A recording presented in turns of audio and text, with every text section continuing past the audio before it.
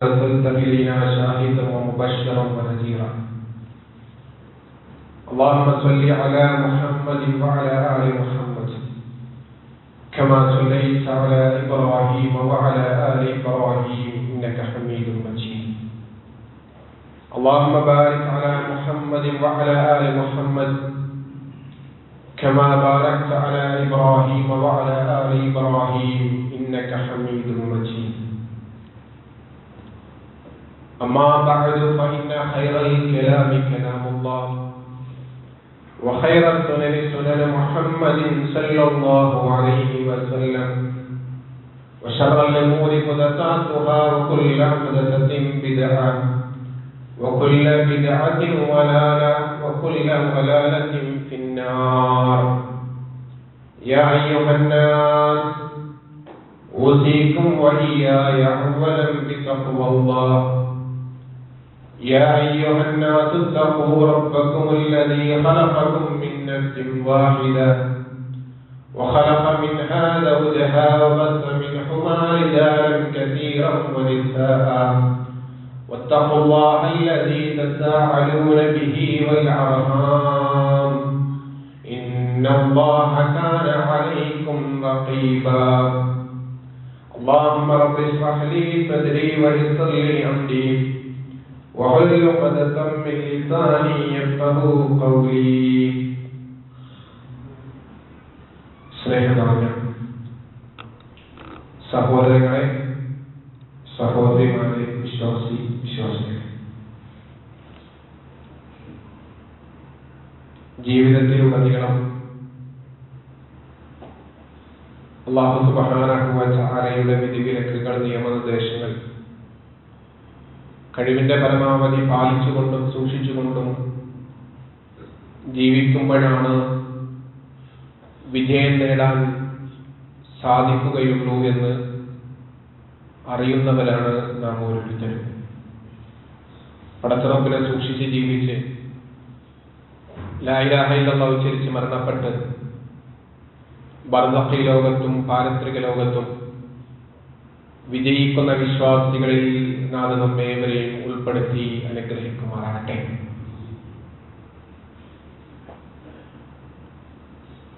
ഈ ഭൂമുഖത്ത് എന്തിനേക്കാളും വിലമതിക്കുന്ന 3 നിധികളെ നബി സല്ലല്ലാഹു അലൈഹി വസല്ലം പഠിപ്പിച്ചിട്ടുണ്ട് എന്നും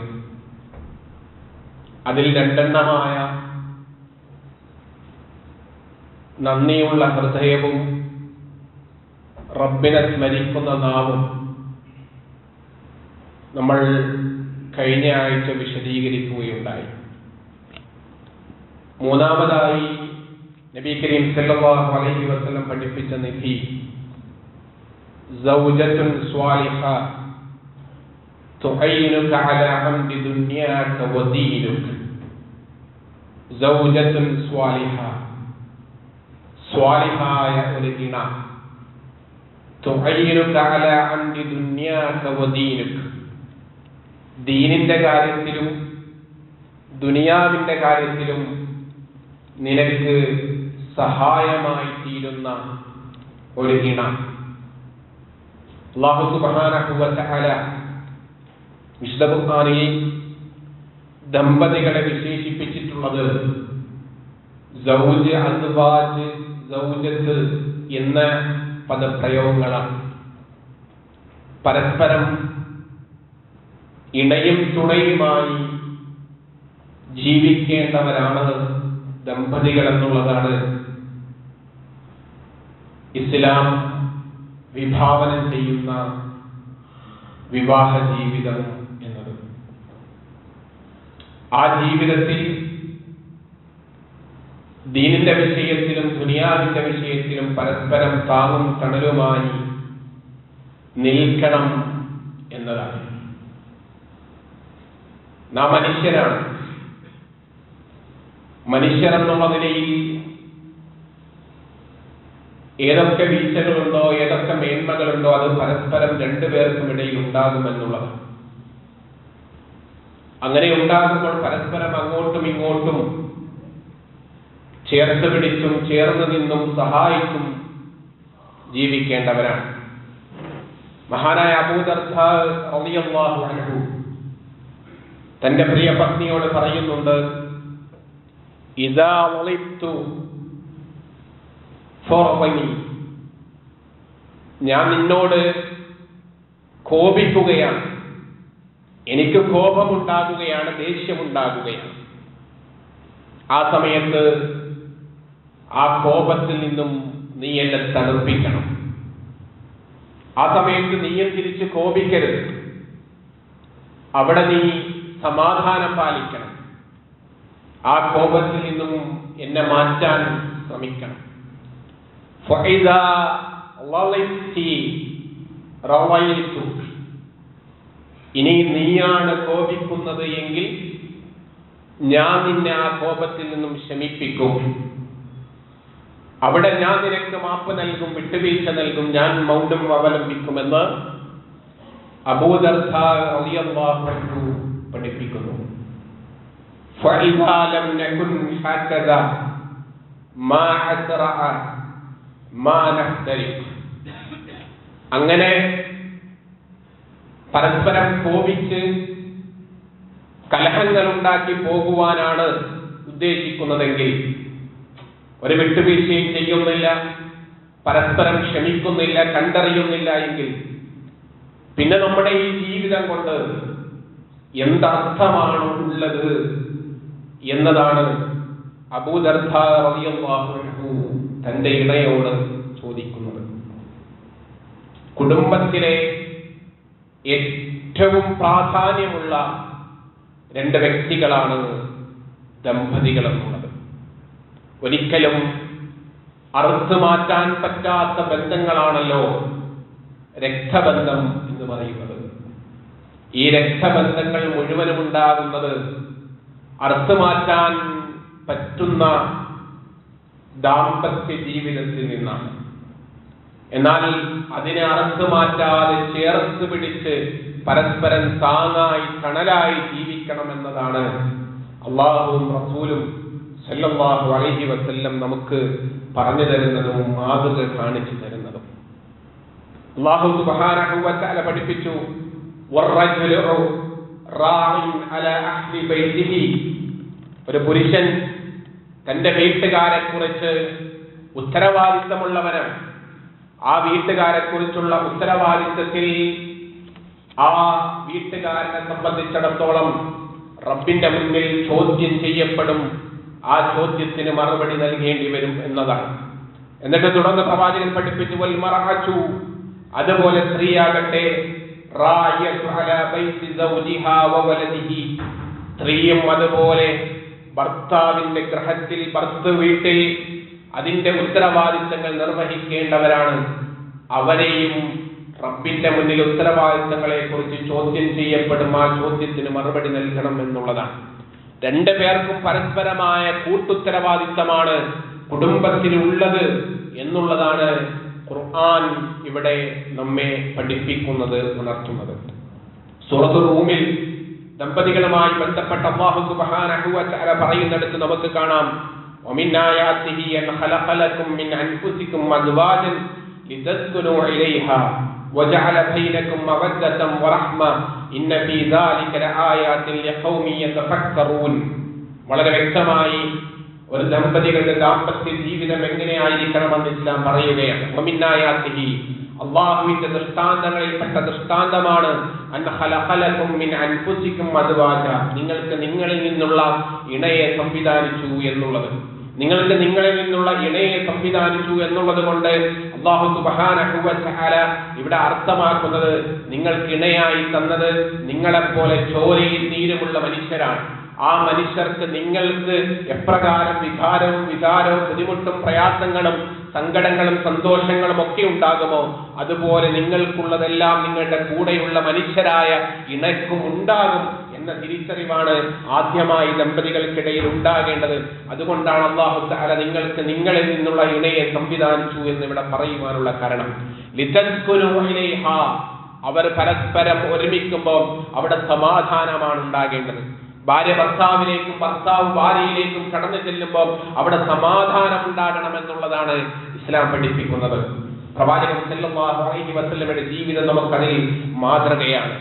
എന്നിട്ട് അല്ലാഹു തആല പറയുന്നു, വജഅല ബൈനക്കും, നിങ്ങൾക്കിടയിലേക്ക് നാം ഇട്ടു തന്നു മവദ്ദതം വറഹ്മ, അങ്ങേയറ്റത്തെ കാരുണ്യവും അങ്ങേയറ്റത്തെ സ്നേഹവും എന്നുള്ളതാണ്. ഹുബ്ബ് എന്നുള്ളൊരു പ്രയോഗം അറബി ഭാഷയിൽ സ്നേഹത്തിന് പ്രയോഗിക്കാറുണ്ട്. എന്നാൽ ഹുബ്ബല്ല ഇവിടെ സ്നേഹമായി അല്ലാഹു തആല പ്രയോഗിച്ചത്, മവദ്ദത്ത് എന്നുള്ളതാണ്. അൽ വദൂദ്, അങ്ങേയറ്റം സ്നേഹമുള്ളവനാണ് നമ്മുടെ റബ്ബ് എന്ന് റബ്ബിന്റെ നാമമായി വിശേഷിപ്പിക്കാറുണ്ട്. അതിൽപ്പെട്ട വാക്കാണ് ഇവിടെ അല്ലാഹു തആല ദമ്പതികൾക്കിടയിൽ പ്രയോഗിച്ചിട്ടുള്ളത്. അല്ലാഹു സുബ്ഹാനഹു വ തആല നമ്മെ എങ്ങനെ സ്നേഹിക്കുന്നു, നമ്മുടെ സൗന്ദര്യം കണ്ടോ, നമ്മുടെ കഴിവ് കണ്ടോ, നമ്മുടെ ഏതെങ്കിലും തരത്തിലുള്ള നമ്മുടെ ഇബാദത്തുകളുടെ വർധനവ് കണ്ടുകൊണ്ടോ അല്ല അല്ലാഹു തആല മനുഷ്യരെ സ്നേഹിക്കുന്നത്. എല്ലാ മനുഷ്യർക്കും തുല്യമായി അല്ലാഹു തആല ഇവിടെ വിഭവങ്ങളെല്ലാം നൽകുന്നുണ്ട്. അതുപോലെയായിരിക്കണം ദമ്പതികളുടെ സ്നേഹം എന്ന് പറയുന്നത്. നിങ്ങൾ സൗന്ദര്യം കണ്ടുകൊണ്ടായിരിക്കും വിവാഹം കഴിച്ചിട്ടുണ്ടാകുക, നിങ്ങൾ കുലമഹിമ നോക്കിയായിരിക്കും വിവാഹം കഴിച്ചിട്ടുണ്ടാകുക, നിങ്ങൾ അങ്ങനെ പലതും നോക്കി ആയിരിക്കും വിവാഹം കഴിച്ചിട്ടുണ്ട്. എന്നാൽ വിവാഹം കഴിഞ്ഞ് വൈവാഹിക ജീവിതത്തിലൂടെ കടന്നു പോകുമ്പോൾ, പ്രായം ചെല്ലുമ്പോൾ ഇതൊക്കെ പല വഴികളിലായി നഷ്ടപ്പെട്ടു പോകും. അങ്ങനെ നഷ്ടപ്പെടുമ്പോഴും നഷ്ടപ്പെടാതെ നിങ്ങളുടെ ഹൃദയങ്ങളിൽ ഉണ്ടാകേണ്ട ഒന്നാണ് മവദ്ദത്ത്, അങ്ങേയറ്റത്തെ സ്നേഹം. I love you as you are, നീ എങ്ങനെയാണോ അങ്ങനെ നിന്നെ ഇഷ്ടപ്പെടുന്നുണ്ട്, നിന്റെ ന്യൂനതകൾ, നിന്റെ പ്രശ്നങ്ങൾ, നിന്റെ പ്രയാസങ്ങൾ എല്ലാം ഞാൻ ഉൾക്കൊള്ളുന്നുണ്ട് എന്ന ഒരു സമീപനമായിരിക്കണം നമ്മൾ എടുക്കേണ്ടത്. അതാണ് അല്ലാഹു തആല ഇവിടെ മവദ്ദത്ത് എന്നുള്ളത് കൊണ്ട് ഉദ്ദേശിക്കുന്നത്. പിന്നീട് അല്ലാഹു തആല പറഞ്ഞത് റഹ്മത്താണ്, കാരുണ്യമാണ്.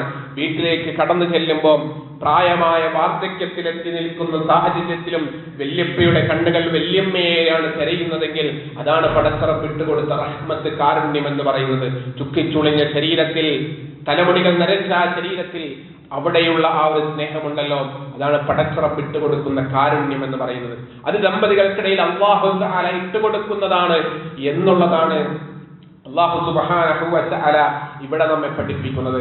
അത് ബുദ്ധിയുള്ള ചിന്തിക്കുന്ന ആളുകൾക്ക് അതിലെല്ലാം ദൃഷ്ടാന്തമുണ്ട് എന്നുള്ളതാണ്. നമ്മുടെ ജീവിതം അപ്രകാരമായിരിക്കണം. പ്രവാചകൻ സല്ലല്ലാഹു അലൈഹി വസല്ലമയുടെ ജീവിതങ്ങളിലും അത് നമുക്ക് കാണുവാൻ സാധിക്കും. പ്രവാചകൻ സല്ലല്ലാഹു അലൈഹി വസല്ലം പ്രയാസപ്പെട്ട് ആദ്യ നുബുവത്തിന്റെ സമയത്ത് ഭയപ്പെട്ടുകൊണ്ട് വീട്ടിലേക്ക് കയറി വന്നപ്പോ ഖദീജ റളിയല്ലാഹു അൻഹയുടെ സമീപനം എങ്ങനെയായിരുന്നു? നമ്മൾ ചരിത്രം പഠിച്ചവരാണ്, ആവർത്തിക്കേണ്ട ആവശ്യമില്ല. പ്രവാചകന്റെ മറ്റൊരു പത്നിയുടെ വീട്ടിൽ നിന്നും ആയിഷ റളിയല്ലാഹു അൻഹയുടെ അടുക്കലേക്ക് ഒരു മധുരപലഹാരവുമായി ഭൃത്യൻ കടന്നു വന്നപ്പോ ദേഷ്യം പിടിച്ച് പാത്രം വലിച്ചെറിഞ്ഞ ആയിഷ റളിയല്ലാഹു അൻഹയോട് ഒന്നും മിണ്ടാതെ മൗനിയായി സ്വന്തം മുട്ടിലിരുന്ന് അതെല്ലാം വാരിയെടുത്ത പ്രവാചകന്റെ ചരിത്രങ്ങൾ പഠിച്ചവരാണ് നമ്മൾ. അവിടെയാണ് പ്രവാചകൻ സല്ലല്ലാഹു അലൈഹി വസല്ലം നമുക്ക് മാതൃക തരുന്നത്. എല്ലാ പ്രശ്നങ്ങളും എല്ലാം പരിഹരിക്കുവാൻ നമുക്ക് സാധിക്കുകയില്ല എന്നുള്ളതാണ്. പ്രശ്നങ്ങൾ ഉണ്ടാകും, പ്രയാസങ്ങൾ ഉണ്ടാകും, മാന്യമായിട്ട് വർത്തിക്കണം എന്നുള്ളതാണ് അല്ലാഹു സുബ്ഹാനഹു വ തആല വളരെ ഗൗരവത്തിൽ നമ്മളോട് പറയുന്നത്. വആശിറുഹുന്ന ബിൽ മഅറൂഫ്, നിങ്ങൾ അവരോട് മാന്യമായിട്ട് വർത്തിക്കണം. ഇനി അവരിൽ എന്തെങ്കിലുമൊക്കെ വെറുപ്പുളവാക്കുന്ന, നിങ്ങൾക്ക് പ്രയാസമുണ്ടാക്കുന്ന കാര്യങ്ങൾ ഉണ്ട് എങ്കിൽ അതല്ലാത്ത എത്രയോ കാര്യങ്ങൾ അധികമായി അല്ലാഹു സുബ്ഹാനഹു വ തആല അവരിൽ നിക്ഷേപിച്ചിട്ടുണ്ട്. അതിനെ കണ്ടെത്തണമെന്നാണ് അല്ലാഹു സുബ്ഹാനഹു വ തആല സൂറത്തുൻ നിസായിലെ 19ാമത്തെ ആയത്തിലൂടെ നമ്മെ ഓർമ്മപ്പെടുത്തുന്നത്. ഖൈറുക്കും ഖിയാറുക്കും ഖിയാറുക്കും ലിനിസായി, നിങ്ങളിൽ ഏറ്റവും ഉത്തമരായിട്ടുള്ളത് നിങ്ങളുടെ സ്ത്രീകളോട് ഏറ്റവും മാന്യമായി നന്നായി പെരുമാറുന്നവരാണ് എന്ന് അല്ലാഹു സുബ്ഹാനഹു വ തആലയുടെ പ്രിയ പ്രവാചകൻ സല്ലല്ലാഹു അലൈഹി വസല്ലം നമ്മെ പഠിപ്പിക്കുന്നു. അത് അവിടുത്തെ ജീവിതത്തിൽ മാതൃകയായിട്ട് നമുക്ക് കാണിച്ചു തന്നിട്ടുമുണ്ട്. പ്രവാചകൻ സല്ലല്ലാഹു അലൈഹി വസല്ലമയുടെ ജീവിതം വളരെ സന്തോഷകരമായ, സുന്ദരകരമായ ദാമ്പത്യ ജീവിതമാണ് പ്രവാചകൻ സല്ലല്ലാഹു അലൈഹി വസല്ലം കാണിച്ചു തന്നിട്ടുള്ളത്. അങ്ങനെയുള്ളൊരു ദാമ്പത്യ ജീവിതമായിരിക്കണം പ്രിയപ്പെട്ടവരെ നമുക്കിടയിൽ ഉണ്ടാകേണ്ടത്. നമ്മുടെ മക്കൾ കാണേണ്ടത് അപ്രകാരമുള്ള ദാമ്പത്യ ജീവിതമായിരിക്കണം. ഉമ്മയും ഉപ്പയും തല്ലുകൂടുന്നത് മാത്രമല്ല നമ്മുടെ മക്കൾ കാണേണ്ടത്, മറിച്ച് അവർ തലോടുന്നതും അവർ സ്നേഹിക്കുന്നതും നമ്മുടെ മക്കൾ കാണണം. അത് കാണാറുണ്ടോ എന്നുള്ളതാണ് നാം സ്വയം വിലയിരുത്തേണ്ട കാര്യം, നാം സ്വയം പരിശോധിക്കേണ്ട കാര്യം. ഒന്ന്, പ്രിയതമയെ, പ്രിയപ്പെട്ടവളെ, പ്രിയപ്പെട്ട ഇണയെ ഒന്ന് മക്കളുടെ മുമ്പിൽ ചുംബിക്കുവാൻ നമുക്ക് പ്രയാസമാണ്, നമുക്ക് നാണമാണ്, മടിയാണ്. എന്നാൽ ആ മക്കളുടെ മുന്നിൽ വെച്ച് അവരെ ശകാരിക്കുവാൻ നമുക്ക് യാതൊരു മടിയുമില്ല എന്നുള്ളതാണ് വളരെ ആശ്ചര്യകരമായിട്ടുള്ള കാര്യം.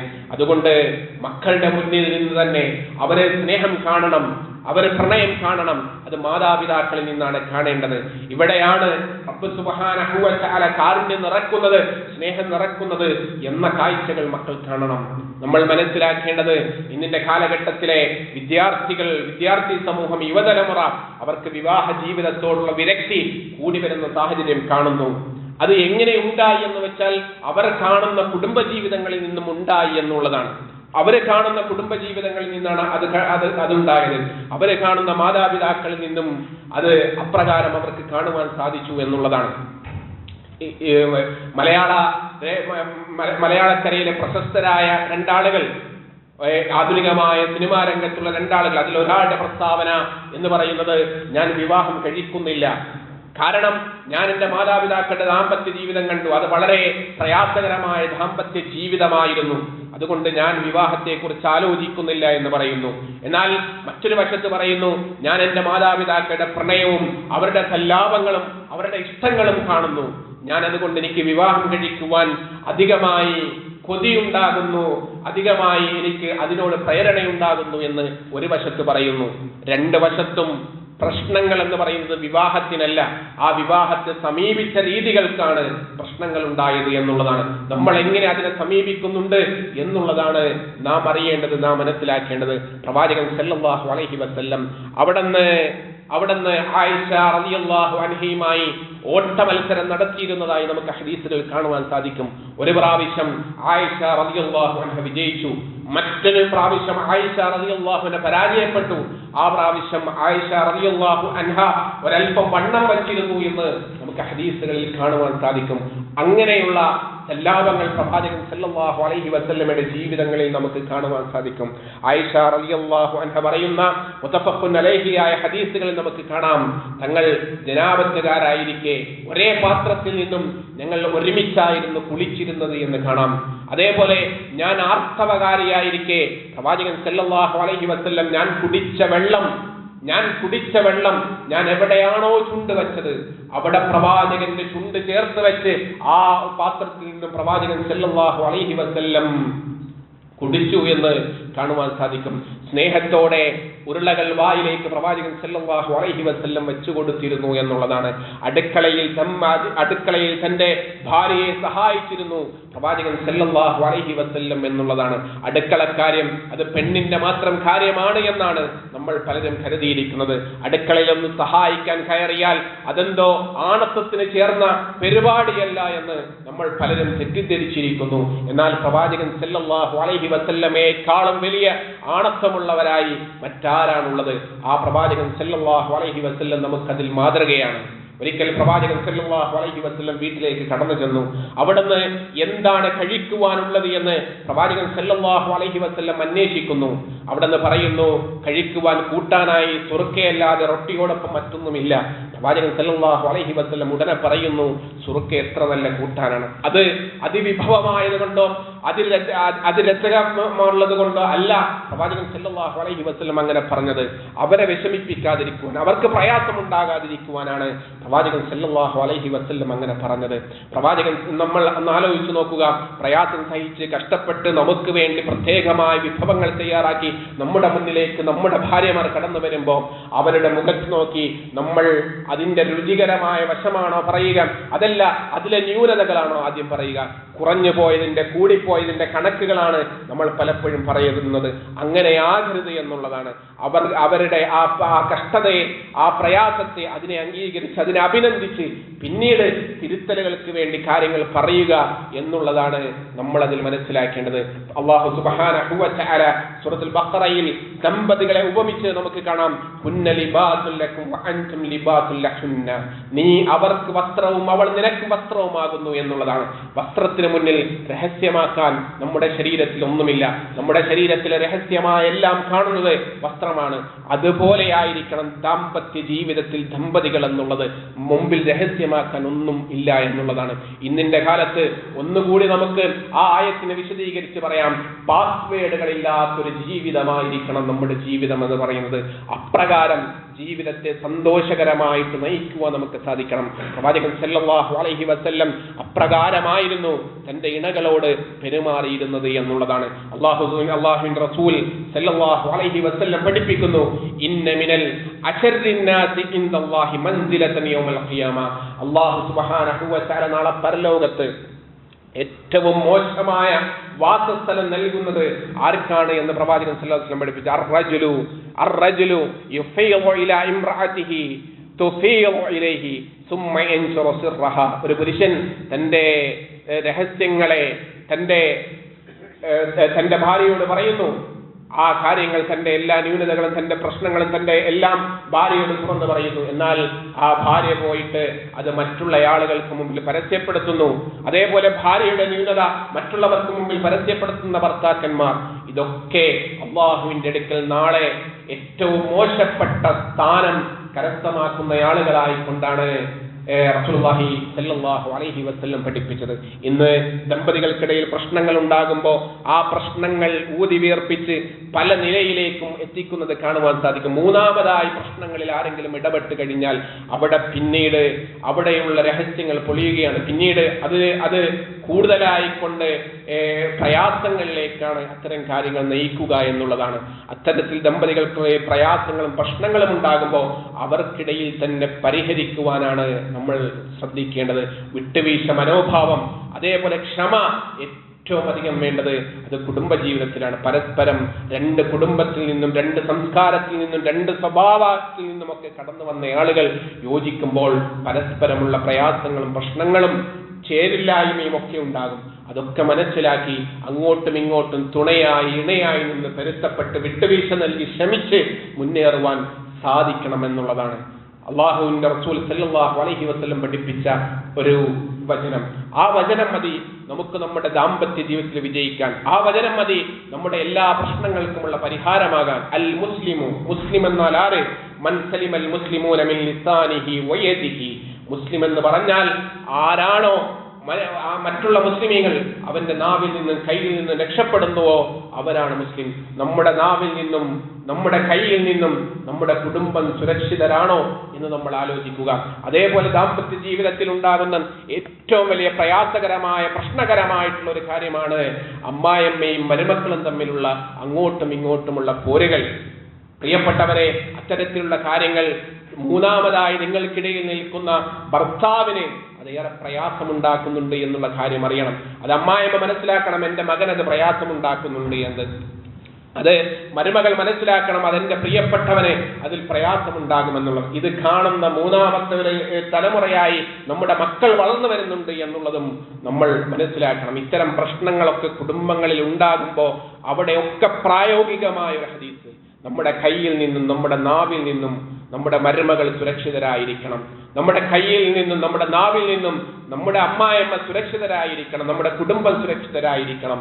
ഇതാണ് നമ്മൾ ഇതിൽ മനസ്സിലാക്കേണ്ട, ഈ വിഷയങ്ങളിൽ നമ്മൾ മനസ്സിലാക്കേണ്ട കാര്യം. സന്തോഷകരമായ ദാമ്പത്യ ജീവിതം നയിച്ച് നമ്മൾ ഇവിടെ വെച്ച് ഈ ലോകത്ത് വെച്ച് ജീവിച്ച് മരണപ്പെട്ട് നാളെ പാരത്രിക ലോകത്തിലേക്ക് സ്വർഗത്തിലേക്ക് കൈപിടിച്ചു പോകുന്ന കുടുംബമായി നമുക്ക് പോകാൻ സാധിക്കണമെന്നുള്ളതാണ്. അല്ലാഹു തആല പറയുന്നു, യാ ഇബാദി ലാ ഖൗഫുൻ അലൈക്കും അൽ യൗമ വലാ അൻതും തഹ്സനൂൻ. ഇന്നേ ദിവസം നിങ്ങൾക്ക് ദുഃഖിക്കേണ്ടതില്ല, പ്രയാസപ്പെടേണ്ടതില്ല എന്ന് പറഞ്ഞുകൊണ്ട് ചില അടിമകളെ അല്ലാഹു തആല നാളെ പരലോകത്ത് അഭിസംബോധന ചെയ്യുമെന്നുള്ളതാണ്. അവരുടെ പ്രത്യേകത അല്ലദീന ആമനൂ ബിആയാതിനാ, നമ്മുടെ ആയത്തുകളിൽ നമ്മുടെ ദൃഷ്ടാന്തങ്ങളിൽ വിശ്വസിച്ച ആളുകൾ, വകാനൂ മുസ്ലിമീന, അതേപോലെ നമ്മിൽ അടിയുറച്ച് വിശ്വസിച്ച് നമ്മുടെ കൽപ്പനകൾക്ക് കീഴൊതുങ്ങി ജീവിച്ച ആളുകൾ. എന്നിട്ട് അല്ലാഹു തആല അവരോട് പറയും, ഉദ്ഖുലുൽ ജന്നത വഅൻതും അസ്വാജുകും തുഹ്റബൂൻ, നിങ്ങളും നിങ്ങളുടെ ഇണകളും ഒരുമിച്ച് ആ സ്വർഗത്തിലേക്ക് സന്തോഷിച്ചുകൊണ്ട് ആഹ്ലാദിച്ചുകൊണ്ട് കടന്നുപോയിക്കൊള്ളുക എന്ന് അല്ലാഹു സുബ്ഹാനഹു വ തആല പറയുമെന്നുള്ളതാണ്. അങ്ങനെയുള്ളൊരു ജീവിതമായിരിക്കണം നമുക്കുണ്ടാകേണ്ടത്. അല്ലാഹു സുബ്ഹാനഹു വ തആല നമ്മെ അനുഗ്രഹിക്കുമാറാകട്ടെ.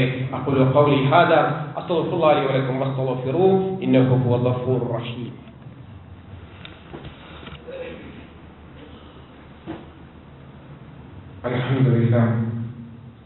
الحمد لله رب العالمين والصلاة والسلام على رسوله الأمين وعلى آله وعلى صحابته أجمعين. أوصيكم وإياي ثانيا بتقوى الله. അല്ലാഹുവെ സൂക്ഷിച്ച് ജീവിക്കണമെന്ന് ഒരിക്കൽ കൂടി ഓർമ്മപ്പെടുത്തുകയാണ്, വസീയത്ത് ചെയ്യുകയാണ്. നമ്മുടെ രാജ്യത്ത് ഏറ്റവും അതിസുന്ദരമായ പ്രദേശമായ ജമ്മു കാശ്മീരിലെ പഹൽഗാമിൽ നടന്ന തീവ്രവാദ ആക്രമണത്തെക്കുറിച്ച് ചർച്ച ചെയ്യുന്ന ഒരു വേളയിലാണ് നമ്മളുള്ളത്. നമ്മെ സംബന്ധിച്ചിടത്തോളം നമ്മൾ മനസ്സിലാക്കേണ്ടത്, അവിടെ മരണപ്പെട്ടവർ അവര് മനുഷ്യരാണ്. അതുപോലെ നമ്മുടെ തൊട്ടടുത്ത് ഇവിടെ കളമശ്ശേരിയിലെ ഓഡിറ്റോറിയത്തിൽ കൺവെൻഷൻ സെന്ററിൽ സ്ഫോടനത്തിൽ മരണപ്പെട്ടവരും മനുഷ്യരായിരുന്നു. അതേപോലെ മലേഗാവ് സ്ഫോടനത്തിൽ മരണപ്പെട്ടവരും മനുഷ്യരായിരുന്നു. അതുപോലെ അജ്മീറിലെ സ്ഫോടനത്തിലും മരണപ്പെട്ടവർ മനുഷ്യരായിരുന്നു എന്നുള്ളതാണ്. അവിടെയെല്ലാം ഈ ആളുകളെ കൊന്നൊടുക്കിയ ആളുകൾ, കളമശ്ശേരിയിൽ 8 ആളുകളുടെ കൊലക്ക് കാരണക്കാരനായ മാർട്ടിനും, അതേപോലെ 6 പേർക്ക് ജീവൻ നഷ്ടപ്പെട്ട മലേഗാവ് സ്ഫോടനത്തിലെ പ്രയാഗ് സിംഗ് താക്കൂറും, അതേപോലെ അജ്മീറിൽ 9 പേരുടെ ജീവനെടുത്ത സ്വാമി അസീമാനന്ദയും, ഇവരെല്ലാവരും ഒരേ ഗണത്തിലാണ് ഇസ്ലാം കാണുന്നത്. അത് പഹൽഗാമിൽ സാധാരണക്കാരായ സന്ദർശകരെ കൊലപ്പെടുത്തിയ മുഹമ്മദായാലും അഹ്മദായാലും ലഷ്കർ ഇ തൈബയുടെ തീവ്രവാദികളായാലും ഈ നേരത്തെ ഞാൻ പറഞ്ഞ തീവ്രവാദങ്ങൾ നടത്തിയ ഇവരെല്ലാം ഒരേ ഗണത്തിലാണ്. അവർക്കൊക്കെ ഒരേ വാദമേ ഉള്ളൂ, അത് തീവ്രവാദമാണ്. അതാണ് ഇസ്ലാമിന്റെ നിലപാട് എന്നുള്ളത്. ഇവിടെ നമ്മൾ മനസ്സിലാക്കേണ്ടത്, ധാരാളമായി നമ്മൾ കേട്ടിട്ടുള്ള വിശുദ്ധ ഖുർആനിന്റെ വചനം, മൻ ഖതല നഫ്സൻ ബിഗൈരി നഫ്സിൻ ഔ ഫസാദിൻ ഫിൽ അർദ് ഫകഅന്നമാ ഖതല അന്നാസ ജമീഅ.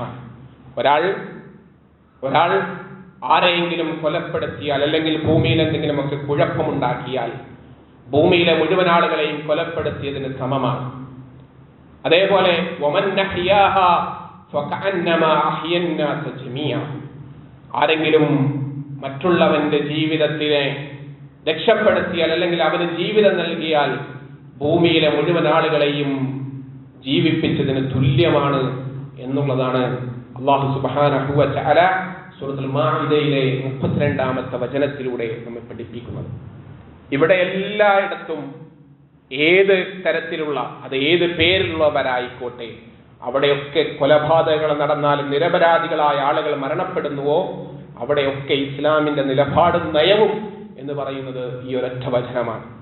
അതുകൊണ്ട് തന്നെയാണ് തങ്ങളുടെ പ്രിയപ്പെട്ട നാട്ടിലേക്ക് കടന്നു വന്ന ആളുകളെ രക്ഷിക്കുവാൻ വേണ്ടി കാശ്മീരിലെ മുസ്ലിം സഹോദരൻ തന്റെ ജീവൻ വെടിഞ്ഞ് അവിടെ മറ്റുള്ളവർക്ക് സഹായമായി മാറിയത്.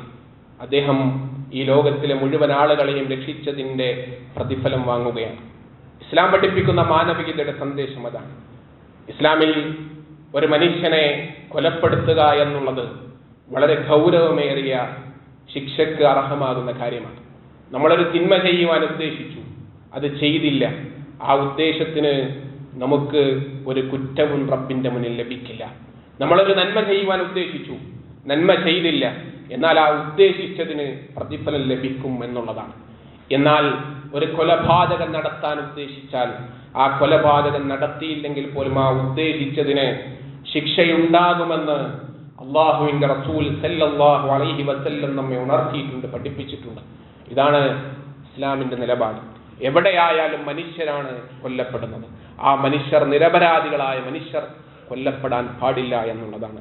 മാർട്ടിനായാലും അതേപോലെ താക്കൂറായാലും അഹമ്മദായാലും അവരെല്ലാവരും ചെയ്യുന്നത് ഒരേ പ്രവൃത്തിയാണ് എന്നുള്ളതാണ്. അതുകൊണ്ട് ഇത്തരം കാര്യങ്ങളിൽ വിശ്വാസികളായ ആളുകൾക്ക് സ്വീകരിക്കേണ്ട നിലപാട് ഈ ഒരു നിലപാടായിരിക്കണം എന്നുള്ളതാണ്. ഇതിന്റെ പേരിൽ ഇസ്ലാമോഫോബിക്ക് പ്രചരിപ്പിക്കുവാൻ വേണ്ടി ചില ആളുകൾ കണിഞ്ഞ് പ്രവർത്തിക്കുന്നുണ്ട് എന്നുള്ളത് നമ്മൾ വളരെ ഗൗരവത്തിൽ കാണേണ്ട ഒരു കാര്യമാണ്. അവിടെ നമ്മൾ നമ്മുടെ ജീവിതത്തിലൂടെ ഹബീബ് സല്ലല്ലാഹു അലൈഹി വസല്ലം കാണിച്ചു തന്നതുപോലെ സാഹോദര്യത്തിന്റെ, സൗഹൃദത്തിന്റെ പാഠങ്ങൾ നമ്മൾ കാണിച്ചു കൊടുക്കണം. അവിടുത്തെ വീടിന് തൊട്ടരികെ സമാധാനത്തോടെ, സുരക്ഷിതത്വത്തോടുകൂടി അവസാനം വരെ ജൂതൻ കിടന്നുറങ്ങി എന്നുള്ളത് നമ്മൾ ചരിത്രം വെറുതെ വായിച്ചു പോകാനുള്ളതല്ല. നമ്മുടെ വീടിന്റെയും തൊട്ടരികെ അത്തരത്തിലുള്ള ആളുകൾ സമാധാനത്തോടുകൂടി ഉറങ്ങണം എന്നുള്ളതാണ്. അത് നമ്മൾ ജീവിതത്തിലൂടെ കാണിച്ചു കൊടുത്ത് പ്രവാചകധ്യാപനങ്ങൾ ലോകത്തിന് പകർന്നു കൊടുക്കണം. അല്ലാഹു സുബ്ഹാനഹു വ തആല അത്തരത്തിലുള്ള കെടുതികളെ തൊട്ട് നമ്മുടെ നാടിനെ രക്ഷിച്ച് അനുഗ്രഹിക്കുമാറാകട്ടെ. നമ്മുടെ നാട് അനുഭവിക്കുന്ന വർഗീയതയും അത്തരത്തിലുള്ള തീവ്രവാദ പ്രവർത്തനങ്ങളിൽ നിന്നും ഈ നാടിനെ അല്ലാഹു സുബ്ഹാനഹു വ തആല സംരക്ഷിച്ച് അനുഗ്രഹിക്കുമാറാകട്ടെ. ഇവിടെ പണ്ട് നിലനിന്നത് പോലെയുള്ള സാഹോദര്യവും സൗഹൃദവും അല്ലാഹു സുബ്ഹാനഹു വ തആല നിലനിർത്തി അനുഗ്രഹിക്കുമാറാകട്ടെ. ഈ നാട്ടിൽ വർഗീയതയുണ്ടാക്കുവാൻ, വർഗീയ ലഹളയുണ്ടാക്കുവാൻ വേണ്ടി പരിശ്രമിക്കുന്ന ആളുകളുടെ പരിശ്രമങ്ങളെ അല്ലാഹു തആല പരാജയപ്പെടുത്തുമാറാകട്ടെ. പ്രിയപ്പെട്ട നമ്മുടെ ഫലസ്തീനിലെ പിഞ്ചുബാല്യങ്ങൾ അവർ അനുഭവിക്കുന്നത് എത്രയോ കാലങ്ങളായി ഇസ്രായേലി ഭീകരർ അവർ നടത്തിക്കൊണ്ടിരിക്കുന്ന നരനായാട്ട്, അത്തരത്തിൽ ആ കെടുതികളിൽ നിന്നും നമ്മുടെ സഹോദരങ്ങളെ അല്ലാഹു തആല രക്ഷിച്ച് അനുഗ്രഹിക്കുമാറാകട്ടെ. ആത്യന്തികമായി അല്ലാഹു വാഗ്ദാനം ചെയ്ത വിജയം ഫലസ്തീനുകൾക്ക് റബ്ബ് സുബ്ഹാനഹു വ തആല നൽകി അനുഗ്രഹിക്കുമാറാകട്ടെ. നമ്മിൽ നിന്ന് വന്നുപോയ എല്ലാവരുടെ ചെറുതും വലുതുമായ പാപങ്ങൾ അല്ലാഹു തആല അവന്റെ മഹത്തായ മഗ്ഫിറത്ത് കൊണ്ട്, മർഹമത്ത് കൊണ്ട് നമുക്കേവർക്കും പുറത്തു മാപ്പാക്കി തന്ന് അനുഗ്രഹിക്കുമാറാകട്ടെ. ഏറെ പ്രയാസങ്ങൾ സഹിച്ച് രോഗം ബാധിച്ച് കിടക്കുന്ന എത്രയോ ആളുകളുണ്ട്. ആ രോഗികൾക്ക് അല്ലാഹു തആല ശമനം നൽകി അനുഗ്രഹിക്കുമാറാകട്ടെ. നമ്മോട് പ്രാർത്ഥിക്കുവാൻ വേണ്ടി വസിയ്യത്ത് ചെയ്ത എത്രയോ ആളുകളുണ്ട്. അല്ലാഹു എല്ലാവരുടെയും സ്വാലിഹായ ഉദ്ദേശങ്ങളെ നിറവേറ്റി നൽകി അനുഗ്രഹിക്കുമാറാകട്ടെ. പ്രയാസങ്ങൾ അനുഭവിക്കുന്നവരുടെ പ്രയാസങ്ങൾ അല്ലാഹു തആല ദൂരീകരിച്ച് നൽകി അനുഗ്രഹിക്കുമാറാകട്ടെ. സാമ്പത്തികമായി പ്രയാസങ്ങൾ അനുഭവിക്കുന്ന കച്ചവടക്കാർ, കച്ചവടത്തിൽ മാന്യം അനുഭവിക്കുന്നവർ അല്ലാഹു തആല അവരുടെ കച്ചവടത്തിൽ ബർക്കത്തിനെ പ്രദാനം ചെയ്ത് അനുഗ്രഹിക്കുമാറാകട്ടെ. നമ്മുടെ എല്ലാം സമ്പത്തിൽ അല്ലാഹു സുബ്ഹാനഹു വ തആല ഖൈറും ബർക്കത്തും പ്രദാനം ചെയ്ത് അനുഗ്രഹിക്കുമാറാകട്ടെ. അല്ലാഹു സുബ്ഹാനഹു വ തആല ഈ ചൂട് സഹിക്കുവാൻ നമുക്ക് കഴിയുന്നില്ല. ഇതിനേക്കാളും ഭയാനകരമായ ചൂടായ നരകാഗ്നിയെ തൊട്ട് നമ്മേവരെയും കാത്തു രക്ഷിച്ച് അനുഗ്രഹിക്കുമാറാകട്ടെ. നമ്മുടെ സന്താനങ്ങളിലും ഇണകളിലും കൺകുളിർമയെ പ്രദാനം ചെയ്ത് അനുഗ്രഹിക്കുമാറാകട്ടെ. നമ്മുടെ കുടുംബത്തിൽ ഒരു സമാധാനാന്തരീക്ഷം അല്ലാഹു സുബ്ഹാനഹു വ തആല എന്നും നിലനിർത്തി അനുഗ്രഹിക്കുമാറാകട്ടെ. അല്ലാഹുമ്മ ഗ്ഫിർ ലിൽ മുഅ്മിനീന വൽ മുഅ്മിനാത്ത് വൽ മുസ്ലിമീന വൽ മുസ്ലിമാത്ത് അൽ-അഹ്യാഇ മിൻഹും വൽ അംവാത്ത് ഇന്നക മുജീബു ദഅവാതി യാ ഖാദി അൽ-ഹജാത്ത്. اللهم اجرنا من النار، اللهم اجرنا واجر والدينا من النار. اللهم ربنا آتنا في الدنيا حسنة وفي الآخرة حسنة وقنا عذاب النار. آمين برحمتك يا أرحم الراحمين. وصلى الله على خير خلقه محمد والحمد لله رب العالمين. وسلام على المرسلين.